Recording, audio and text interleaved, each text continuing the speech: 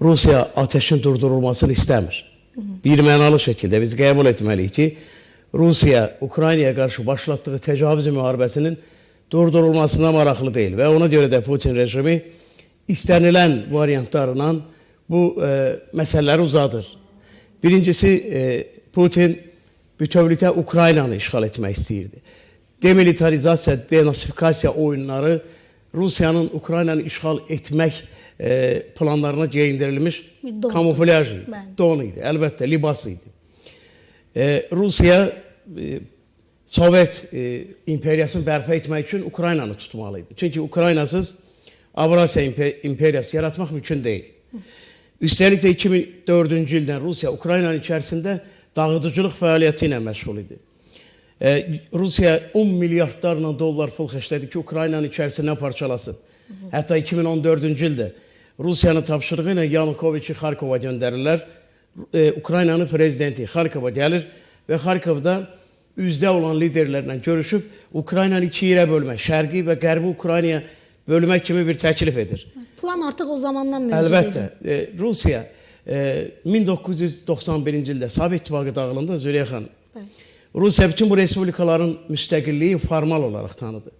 Qətiyyən Rusiya nə Gürcüstanın, nə Azərbaycanın, nə Ukraynanın, nə Mərkəzi Asiya respublikalarının heç birinin müstəqilliyin gerçək, səmimi olaraq tanımadı. Hər bir respublikanın ərazisində separatçı bir ocaq yandırmışdı ki, bunların vasitəsilə respublikaları er və ya gec öz çətirinin altına rıçaqlarını işə sala bilsin. Əlbəttə, ocaqları yandıracaq və geri qaytaracaq. Ukraynanın ərazisində parçalamaq, dağıdıcılıq fəaliyyətində bulundu Rusiya. Özə uzun müddət. 1994-cü ildə Budapeşt Memorandumu imzalandı.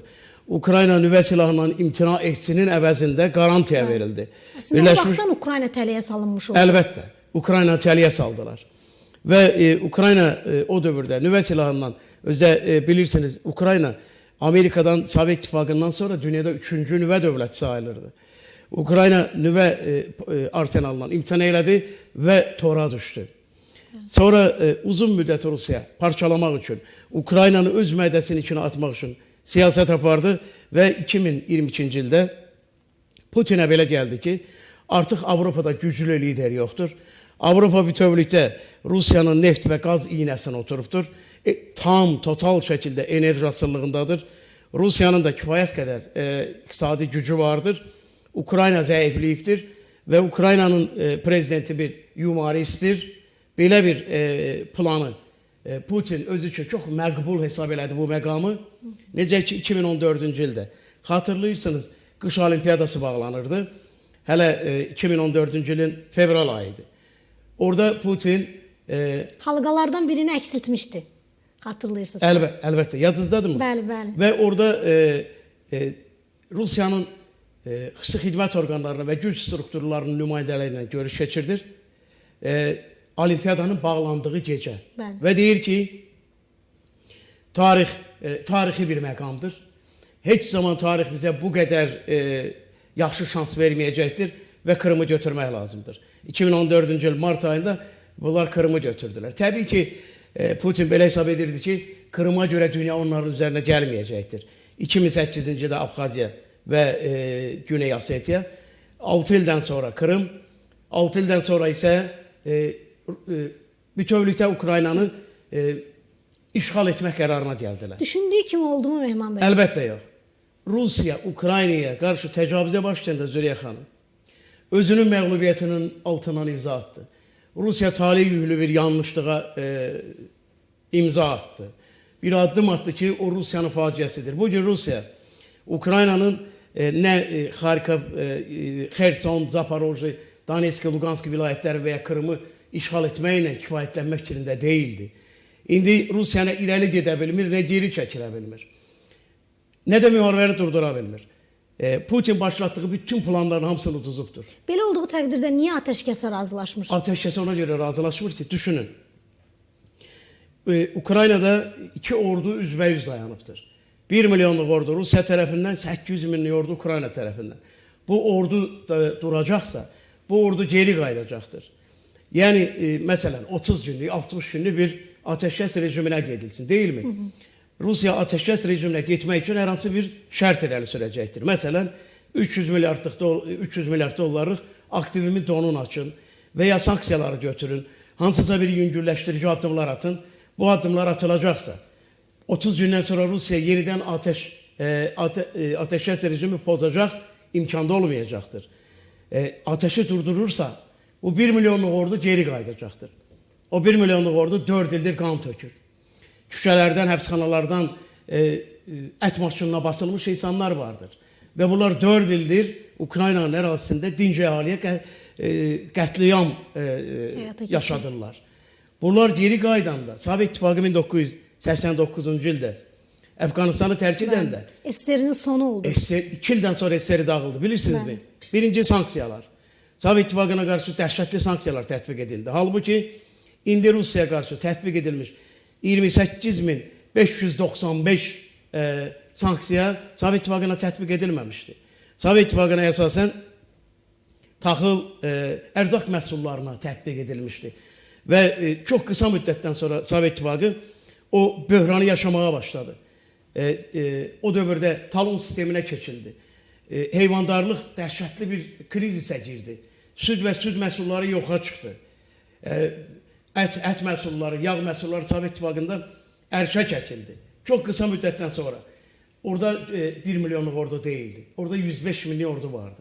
Bu 105 minlik ordu 10 il rotasiya qaydası ilə hesablayanda 10 il müddətinə oradan haradasa bir 5 milyon insan keçmişdi o ordudan. Və bunlar geri qaydanda Əfqan sindromu adında bir sindrom yarandı. İnsanlar 10 il müharibədən sonra gəldilər, dinc həyata adaptasiya edə bilmədilər. Və bu Sovet İttifaqının başını ağrıdacaq ciddi problemə çevrildi. Sovet hakimiyyətini, funksional dövlət institutları çox böyük çətinliklərlə qarşılaşdılar. İndi Putin anlayır ki, birinci müharibəni durdurmaq Putinə sərf etmir, ona görə ki, Putin müharibəni başlayandan sonra aldığı yeganə pozitiv nəticə var. Öz hakimiyyətini qorumaq. İndi bugün Rusiyanın ərazisində heç kəs Putin hakimiyyətinə qarşı söz deyə bilmir. Müxalifət susturulub. 2 milyon azad düşüncəli insan Rusiyanı tərk edib gediblər.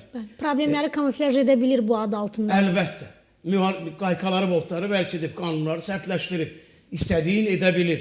Oliqarxlar nə qədər milyardlarla pul itirsələr də dinə bilmirlər. Müharibə adı altında Putin rejimi onları əzir. Belə bir vəziyyətdə müharibəni durdursunmu? Niyə durdursun? Müharibəni durdurandan sonra bu 1 milyon ordunun geri qayıtmaq məsələsi vardır. Bunlar ölkənin içinə qayıdandan sonra çox nəhəng problemlər yaşayacaq Kreml hakimiyyəti. Ona görə də Birləşmiş Ştatlar nə qədər vasitəçilik edirsə etsin, Rusiyanı gücdən başqa durduracaq bir səbəb yoxdur. Rusiya sülhə gəlməyəcəkdir. Necə ki Netanyahu yaxın şərqdə müharibəni durdurmur, Qəzza zolağını bombalayır, Suriyanı bombalayır, Yəməni bombalayır, Livanı bombalayır. Çünki müharibənin arealının genişləndirilməsi Netanyahu hakimiyyətinin ömrünü uzadır. Putin hakimiyyətinin də ömrü Ukraynadakı müharibənin ömrü ilə düz mütənasibdir. Bəs onu durduracaq güc kimdir sizcə? Onu durduracaq güc Avropa İttifaqı ilə Ukraynanın birləşməsidir. Sizcə istəyirmi Avropa İttifaqı? Əlbəttə. Ukraynanın ərazisində müharibənin, Rusiyaya qarşı müharibənin aparılması Avropa qitəsinin həyatın, taleyin həllidir. Əvvəl Avropa belə düşünür. Ukraynanın məğlubiyyəti həm də Qərbin məğlubiyyəti demək olar. Ukraynanın məğlubiyyəti bütün dünyanın məğlubiyyətidir, Züleyxa xanım. Həm postsovet məkanının, sizin, mənim, bütün Azərbaycan xalqının, Güney Qafqazın, Türkistanın, yəni Mərkəzi Asiya respublikalarının, bütövlükdə Avropanın hamısının məğlubiyyəti deməkdir. Çünki Rusiya Ukraynada qələbə çalsa, Ukraynanın ərazisində Rusiyaya ərazi mükafatı verilsə, mövqe mükafatı verilsə, Rusiya durmayacaqdır. Ondan sonra Moldova, ondan sonra Gürcüstan, ondan sonra Qazaxıstan, ondan sonra Baltik yanı dövlətlər, Polşa, Rumıniya, Bolqariya, bunlar hamısı Rusiyanın qurbanına çevriləcəkdir. Ona görə də Ukrayna bugün nə qədər Birləşmiş Ştatlara ümid etsə də, müharibənin taleyin Ukrayna ilə birlikdə Avropa həll edəcəkdir, Çin və Türkiyə həll edəcəkdir. Son fikrimi söyləyirəm sizin bu sualla bağlı. Buyurun. Bugün Rusiyanın taleyi Birləşmiş Ştatların əlində deyil, Çinin əlindədir. Bugün Ukraynaya qarşı döyüşən 3 dövlət vardır. Rusiya, İran və Şimali Koreya. Bunun üçü də Çindən A'dan Z'ə qədər asılıdır. Rusiyanın da, Şimali Koreyanın da, İranın da iqtisadiyyatı bütövlükdə Çindən asılıdır. Və burada Çinin sözündən asılıdır Rusiya dursun və ya durmasın. Birləşmiş Ştatların deyil. Üstəlik də Birləşmiş Ştatların yeni prezidentinin apardığı bu zigzagvari siyasət nəticə verəcək şey deyil. Valoda yaxşı olandır sözü ilə müharibəni durdurmaq olmaz. Ona görə də bugün Çinin mövqeyindən, Türkiyənin mövqeyindən və Səudi Ərəbistanın mövqeyindən asılıdır bu müharibənin nəticəsi və sonu. Əgər Səudi Ərəbistanı Birləşmiş Ştatlarla, bilirsiniz, Birləşmiş Ştatların gündəlik neft hasilatı 22 milyon bareldir. Səudi Ərəbistanının 10,6 Rusiyadan biraz çoxdur. Səudi Ərəbistanı və Birləşmiş Ştatlar neftin qiymətin aşağı salmaq üçün katastrofik vəziyyətdə hasilatı artırsalar Rusiya çökəcəkdir. Necə ki 1986-cı ildə həmin bu iki dövlət qərar verdilər, hasilatı artırdılar və neftin qiymətini düşürtdülər $8. 2 ildən sonra Sovet İttifaqı çökməyə başladı. 1986-cı ildə Sovet İttifaqına neftin qiymətini aşağı salmanın elə zərbə vuruldu ki, 91-ci ilə qədər Sovet İttifaqı özünü düzəldə bilmədi. Rusiyaya qarşı güc tətbiq edilməlidir. Avropa İttifaqı, Çin, Türkiyə və Səudi Ərəbistan. Və bunlar Ukraynaya yardım etməsələr, həm Avropanı, həm Asiyanı, həm postsovet məkanın faciə gözləyir. Mehman bəy, Ukrayna hal-hazırki mənzərə ən azından deməyimizə əsas verir ki, atəşkəsin imzalanmasından yanadır. Sizcə bunu toparlanma mərhələsi kimi qəbul etmək istəyir Ukrayna, yoxsa artıq müharibənin bitməsindən mi? Çox gözəl sual verdiniz. Təşəkkür edirəm. Təkcə toparlanmaq deyil. Ukrayna Rusiyanın işğalçılıq müharibəsini durdura bildi. Öyle veya şöyle. Kimin yardımı ilə, nə qədər qurban verdi, neçə 100 min insan öldü, əsas o deyil. Əsas odur ki, Ukrayna öz müstəqilliyini qoruya bildi. Dövlət kimi ayaq üstə qala bildi.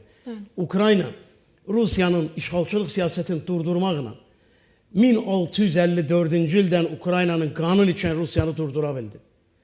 Öz ərazisində durdurdu. 125 min kvadrat kilometr ərazi itirib, amma azadlığını qorudu, dövlətçiliğini qorudu. Ukrayna bugün Avropada ən güclü orduya sahib olan iki dövlətdən biridir. Türkiyə və Ukrayna. 1 milyonluq ordu Türkiyənin, 800 minlik ordu Ukraynanın. Və bugün Ukrayna müharibəni durdursa, hətta o ərazilərdən imtina etsə belə, Ukrayna artıq Avropanın ən qüdrətli dövlətlərindən biridir. Və Ukrayna istəyir ki, diplomatik yollarla öz ərazisini qaytarsın. Əlbəttə ki, burada qruplaşma olacaqdır, nəfəs almaq, gücləri yenidən bərpa etmək, silahlanmaq, ordunu hazırlamaq. Amma Ukrayna bugün hərbi məcliyə oturubdur. Ukraynada uşaq baxacaq. İstehsalçı dövlətə çevrilib həmin raketlərin istehsal olması baxımından. Düşünün. Öncə alıcıydı, indi istehsalçıdır. Əlbəttə, özə 40% öz tələbatını ödəyir. Bu nə qədər vacibdir. Yəni, Ukrayna bugün döyüşə həm silahını istehsal edir. Bir də bir şey nəzərə almaq lazımdır. Ukrayna həm mühəndis dövlətidir, həm sənaye dövlətidir, həm kənd təsərrüfatı dövlətidir. Ukrayna unikal bir dövlətdir. Sovet İttifaqında 3 hərbiçidən ikisi Ukraynalıydı. Yəni onlarda funksional institutlar vardır. Onlarda konstruktor büroları vardır. Onlarda gözəl mühəndislər vardır və bunu ispat elədilər. Üstəlik də Rusiya o qədər anti-Ukrayna müstəvisində təbliğat apardı ki, istər-istəməz Ukraynada özünə qarşı bir nifrət yaratdı. Necə ki 200 il erməni Azərbaycan xalqına qarşı təbliğat apardı. Bizim ərazilərimizi mübahisələndirmək, musiqimizi, dilimizi, dinimizi, mətbəximizi, hər nə mənəmiz varsa onu və bizdə özünə qarşı bir immunitet yarattı. Bugün Ukraynalıların Rusiya qarşı bir immun sistemi fəaliyyət göstərir.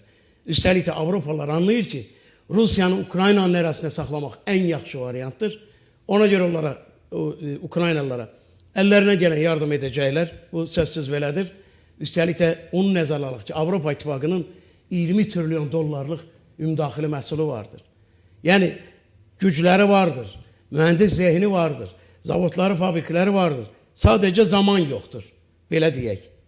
O Avropa zaman üçün. Amerikanın geri çəkilməsi prosesə mənfi yöndən təsir Qətiyyən. göstərməyəcək. Birincisi Amerika geri çəkilməyəcəkdir. Nədən? Amerikanın prezidenti getdi Qətərə, Birləşmiş Ərəb Əmirliklərinə və Səudiyyə Ərəbistana. Neynədi? 4 trilyon dollarlıq silah sövdələşməsi əldə elədi. Nədən? İsraillə ərəblər nə qədər düşməndilərsə, Amerika hər ikisinə silah satacaq. İsraillə İran nə qədər düşməndirsə, Birləşmiş Ştatlar bir o qədər İsrailə silah satacaq. Nə qədər İran ərəblərlə düşməndirsə, ərəblər bir o qədər çox silah alacaqlar. Rusiya Avropa ilə nə qədər çox düşmənçilik etsə, 27 Avropa dövləti, Avropa İttifaqına daxil olan dövlətlər bir o qədər çox Amerikadan silah alacaqlar. Ukrayna silah alacaqdır. Niyə dursun bu müharibə? Birinci Dünya müharibəsindən də Amerika qazançlı çıxdı. İkinci Dünya müharibəsindən Amerika 100 milyardlarla dollar gəlir əldə edib çıxdı. İndi də çıxacaqdır. Həm də müharibənin yetişən vəziyyətində müharibəyə daxil olma siyasi ənənəsini bugünə qədər də qoruyub saxlayır Əlbəttə, Amerika. təkcə düşünün. Amerikanın dolları bir ordudur. Amerikanın silahı bir ordudur. Dünyanı idarə edir yəni. Üstəlik də Donald Trump'ı hakimiyyətə gətirən ən nəhəng korporasiyalar hərbi sənayedə istehsalçılardır. Onlar dəstək verdilər Donald Trump'a. Bugün Donald Trump nədən bu müharibənin durdurulmasına maraqlı olsun? Donald Trump birinci dönəmində də deyirdi ki, Avropa dövlətləri öz ümumdaxili məhsullarının 5%-in NATO'nun büdcəsini ödəməlidirlər. Niyə? Çünki NATO silahlarını istehsal edən əsas iki dövlət var. Birləşmiş Ştatlar və Türkiyə. Kimdən alacaqlar bunlar silahı? Amerikadan. Niyə Amerika müharibənin durdurulmasını istəsin?